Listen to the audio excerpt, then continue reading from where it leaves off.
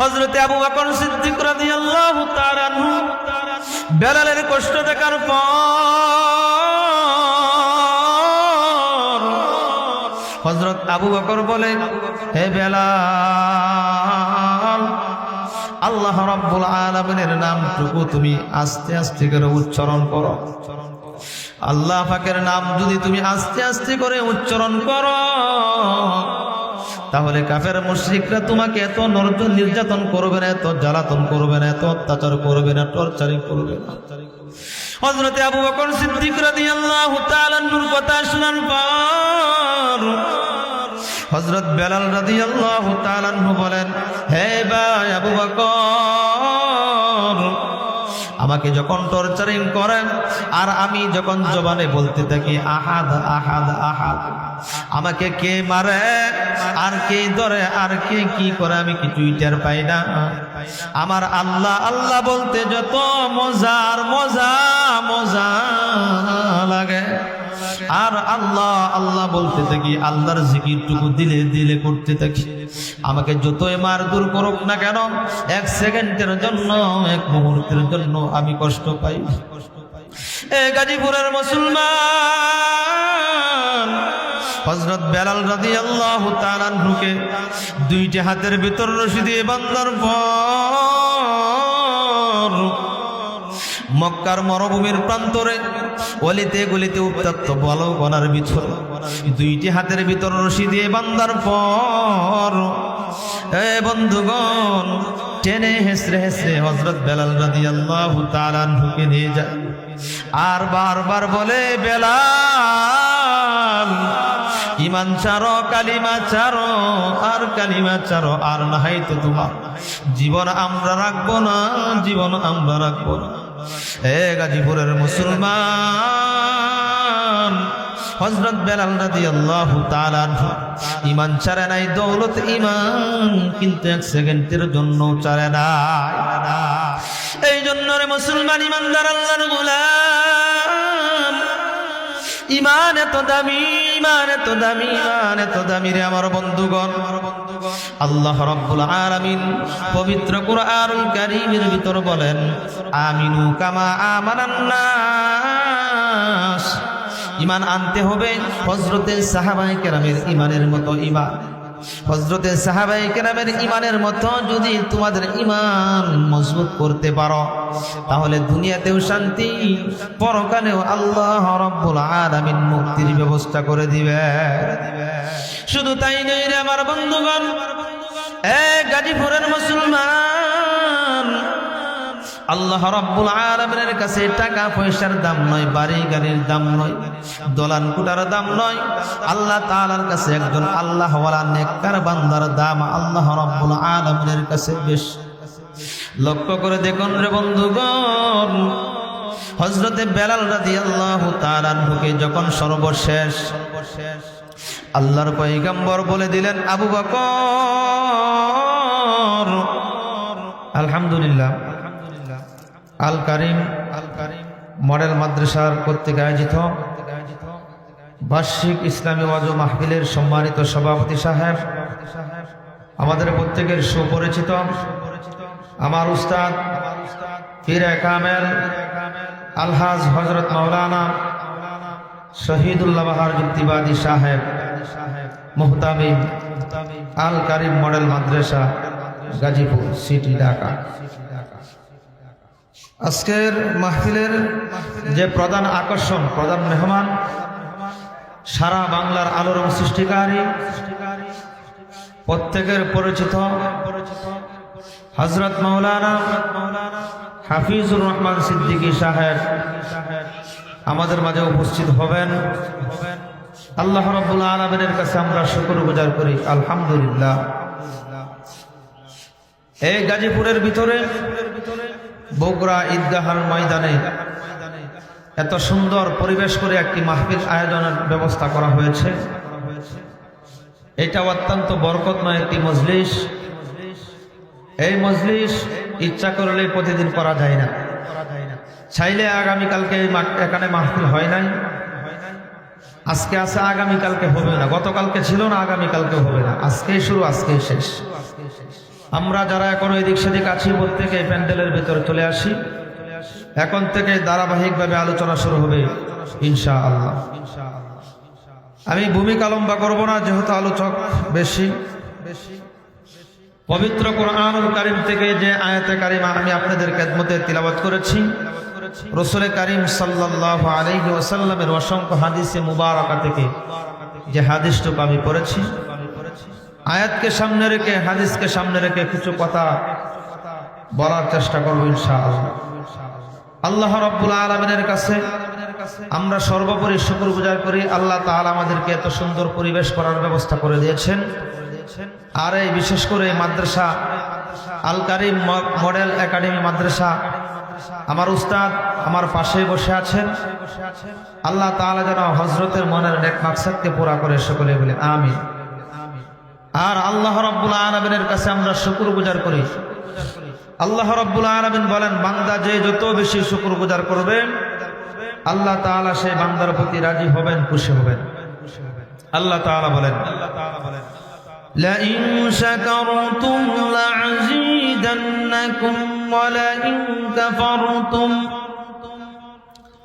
ولئن كفرتم إن عذابي لشديد।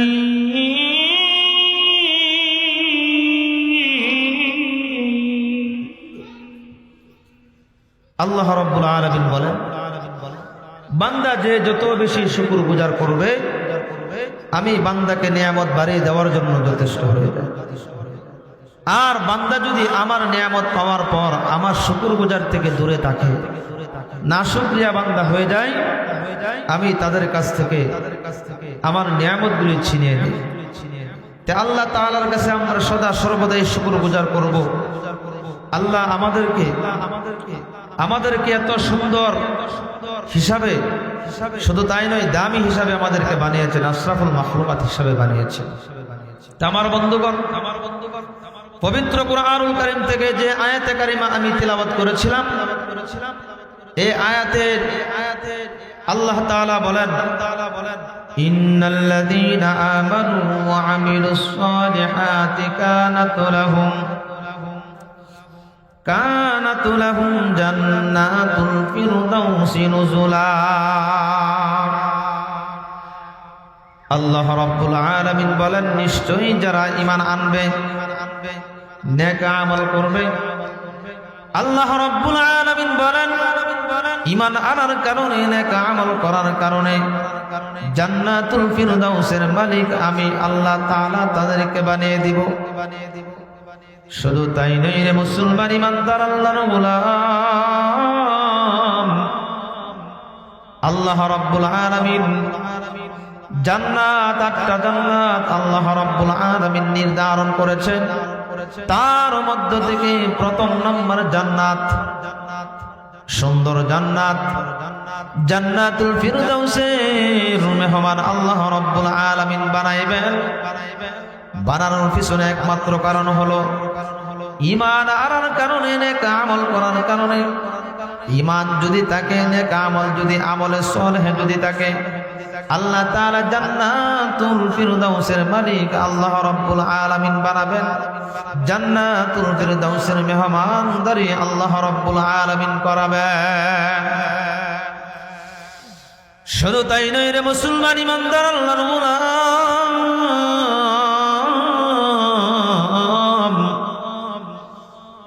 আল্লাহর পয়গম্বর জনাবি মুহাম্মদুর রাসূলুল্লাহ সাল্লাল্লাহু আলাইহি ওয়াসাল্লাম হাদিসের ভিতরে বলেন, আদ-দুনিয়া সিজনুল মুমিনিন ওয়া জান্নাতুল কাফিরিন। দুনিয়াটা হলো ইমানদারের জন্য জেলখানা শুরু, আর ইহুদি নাসারাদের জন্য দুনিয়াটা হবে জান্নাতখানা। আল্লাহ রাব্বুল আলামিনের পয়গম্বর জনাবে মুহাম্মদুর রাসূলুল্লাহ সাল্লাল্লাহু আলাইহি ওয়াসাল্লাম স্পষ্ট বলে দিয়েছেন, দুনিয়াটা হলো ইমানদারের জন্য জেলখানা, আর ইহুদি নাসারা তাদের জন্য দুনিয়াটা হবে জান্নাতখানা। শুধু তাই নয় রে মুসলমান ইমানদার আল্লাহর গোলাম, আমরা মাঝে মধ্যে দেখতে পাই মানুষের ইমানকে নষ্ট করার জন্য বিভিন্ন দিক থেকে নাড়াচাড়া দিয়ে মুসলমানদেরকে পরীক্ষা করেন, ঠিক কিনা বলেন?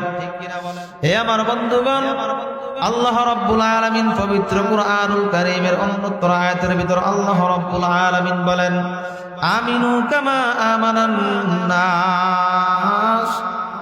ঈমান আনতে হবে হযরতে সাহাবায়ে কেরামের ঈমানের মতো ঈমান আনতে হবে। সাহাবায়ে কেরামের ঈমানের মতো যদি ঈমান হয়, দুনিয়াতেও লাভবান, পরকালেও আল্লাহ তাআলা ঈমানের বদৌলতে জান্নাতের মেহমান বানাইয়া দিবে। শুধু তাই নয় রে মুসলমান ইমানদার আল্লাহর গোলাম,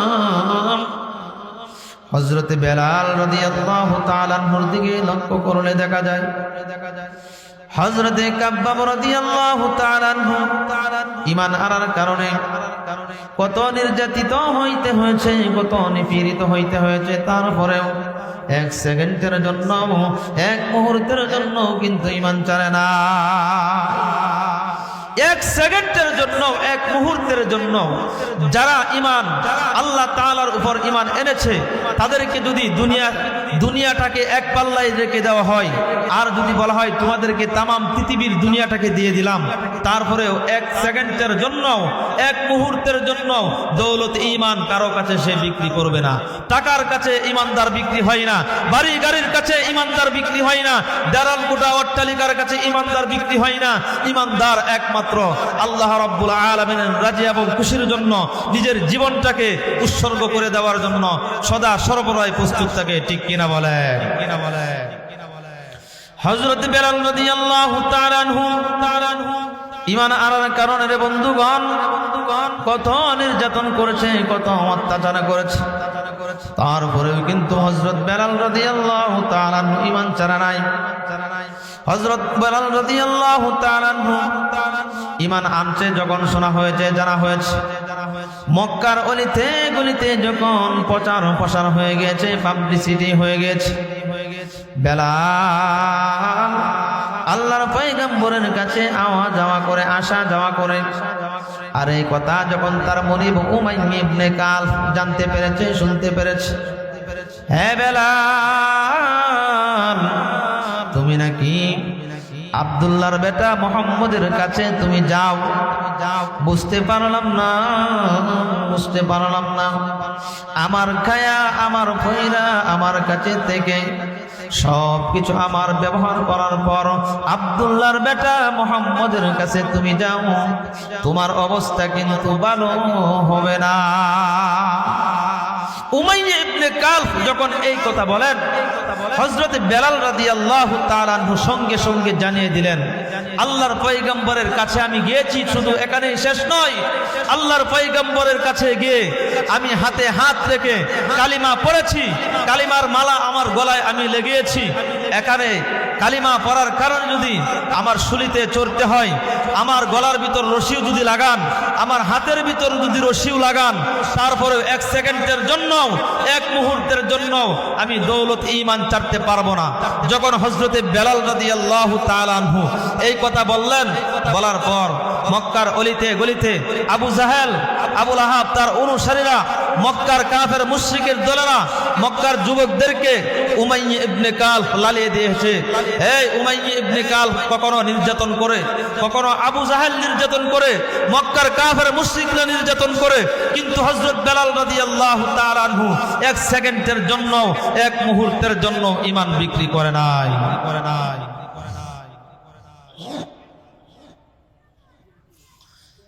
এই জন্য রে মুসলমান ভাইরা রে আমার, হযরত বেলাল রাদিয়াল্লাহু তাআলা আনহুর ঈমান আল্লাহর পয়গম্বরের কাছে গিয়ে কালিমা পড়ে ঈমান ওয়ালা হয়ে গিয়েছেন। কখনো উমাইয়া ইবনে কালব নির্যাতন করেন, কখনো আবু জাহেল নির্যাতন করেন। নির্যাতন করতে করতে দেখা যায় কোন এক পর্যায়ে হযরত বেলাল রাদিয়াল্লাহু তাআলা আনহু নির্যাতন করতে করতে বেলাল ক্লান্ত হয়, কিন্তু তার চাইতে বেশি ক্লান্ত হয়ে যায় উমাইয়া ইবনে কালব, আবু জাহেল, মক্কার যুবকরা। কিন্তু দেখা যায় এক সেকেন্ডের জন্য, এক মুহূর্তের জন্য হযরত বেলাল ক্লান্ত হয় না। হযরতে আবু বকর সিদ্দিক রাদিয়াল্লাহু তাআলা আনহু বেলালের কষ্ট দেখার পর হযরত আবু বকর বলেন, হে বেলাল, আল্লাহ রাব্বুল আলামিনের নামটুকু তুমি আস্তে আস্তে করে উচ্চারণ করো। আল্লাহ পাকের নাম যদি তুমি আস্তে আস্তে করে উচ্চারণ করো, তাহলে কাফের মুশরিকরা তোমাকে এত নির্যাতন করবে না, এত জ্বালাতন করবে না, এত অত্যাচার করবে না, টর্চারিং করবে না।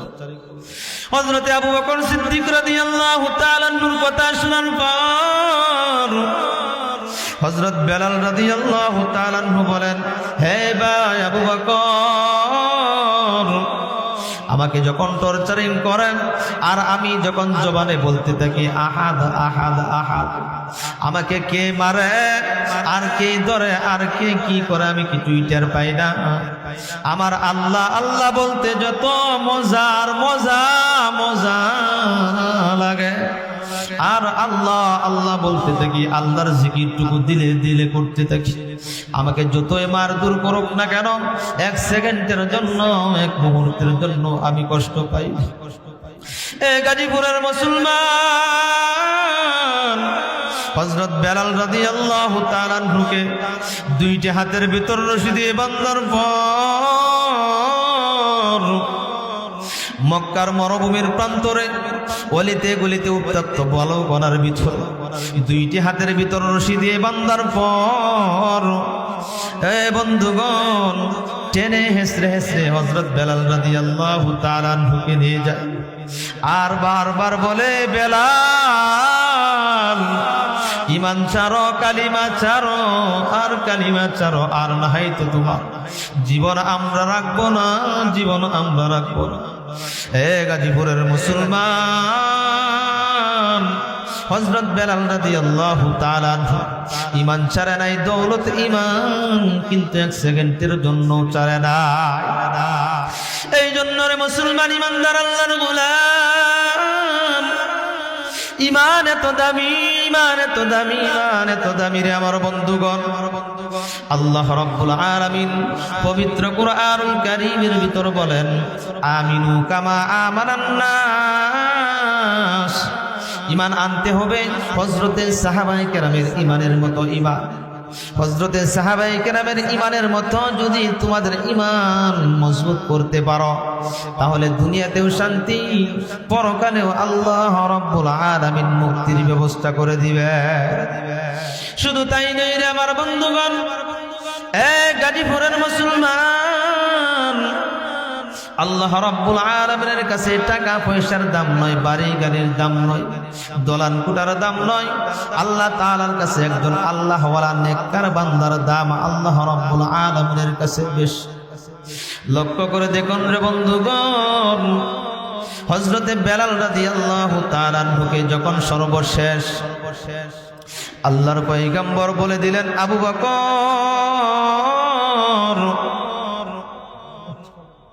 হযরতে আল্লাহর পয়গম্বর বলেন, আবু বকর, বেলালের নির্যাতনের কথা শোনার পর দিলকে মানাইতে পারি না রে আবু বকর, তাকে তুমি এখান থেকে আজাদ করে দেওয়া যায় নাকি? হযরতে আবু বকর সিদ্দিক রাদিয়াল্লাহু তাআলা আনহু, হযরতে আবু বকর রাদিয়াল্লাহু তাআলা আনহু বেলালকে এখান থেকে কিনে গোলাম করে আজাদ করে দিয়েছে। এ গাজীপুরের মুসলমান, এই জন্য আমার বন্ধুগণ, আল্লাহ রাব্বুল আলামিন পবিত্র কুরআনুল কারীমের ভিতর বলেন, ইন্নাল্লাযীনা আমানু ওয়া আমিলুস সালিহাত কানাত লাহুম জান্নাতুল ফিরদাউসি নুজুলা। নেক আমল করতে হবে, নেক আমল করতে হবে, নেক ঈমান আনতে হবে, নেক আমল করতে হবে। নেক আমলের দাম আল্লাহর কাছে বেশি না কম? কথা বলেন। নেক আমলের দাম আল্লাহ রাব্বুল আলামিনের কাছে বেশি, অনেক বেশি। এই জন্য সদা সর্বদাই এক পাল্লায় যদি টাকা রাখা হয় লক্ষ লক্ষ টাকা, আরেক পাল্লায় যদি ইমান রাখা হয়, ইমানের পাল্লাটা ভারী হয়ে যাবে মুসলমানদের, ঠিক কিনা বলেন? আর আমার নামাজ, আমার হজ, আমার যাকাত, আমার বেঁচে থাকা, আমার ওয়াজ মাহফিল সব কিছু কার জন্য হতে হবে? কথা বলেন, কার জন্য? আল্লাহ রাব্বুল আলামিন পবিত্র কুরআনুল কারীমের ভিতরে বলেন, কুল ইন্না সালাতি ওয়া নুসুকি ওয়া মাহয়ায়া ওয়া মামাতি লিল্লাহি রাব্বিল আলামিন।